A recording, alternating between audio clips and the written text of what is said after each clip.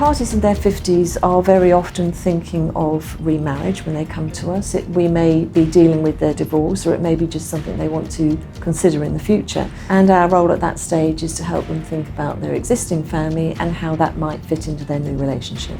So at this age, people come to us because they may have inherited some assets or come into some money and they want some advice on a post-nuptial agreement. So like a prenuptial agreement is made before marriage, a post-nuptial agreement is made after marriage.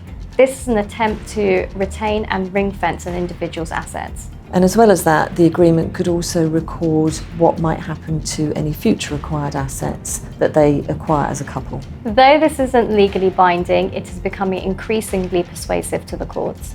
The client entering their 50s may have come to quite a turning point in their lifetimes. Now that might involve things like their families growing up.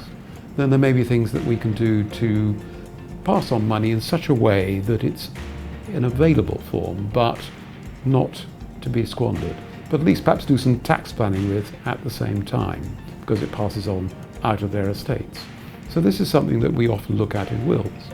And there are quite a number of issues which I find when clients come to me in their 50s, which mean that if they have done wills, they're usually pretty out of date. But if they have done them relatively recently, well, things have changed a bit and they may need adjustment. There's often instances of people who want to challenge a will, so that might be challenging the validity of a will, or it might be because they feel they should have been left more in a will, and we act for beneficiaries and claimants, but also for executors who might be on the other end of those sorts of claims. People in their 50s often come to us when they have their own business, and they need advice on their directorship, but they might be looking to retire, or they might be in a dispute with other shareholders and other directors. We do tend to get asked when people are in the later stages of their career to look over their employment contracts, their benefits, their retirement pots, that sort of thing.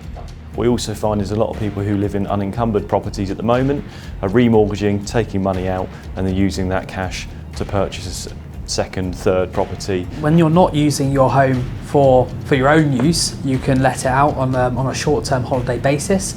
Some people prefer to use Airbnb for that. But what we're finding is that they go into it with the best of intentions, but it may well be that there's rules local to your area that prevent you from using your property in such a way. For example, in central London, there are restrictions on the amount of time per year that you can let out your property on sites like Airbnb. And some landlords may just not be aware of that. So again, you need to know about these things before you encounter them.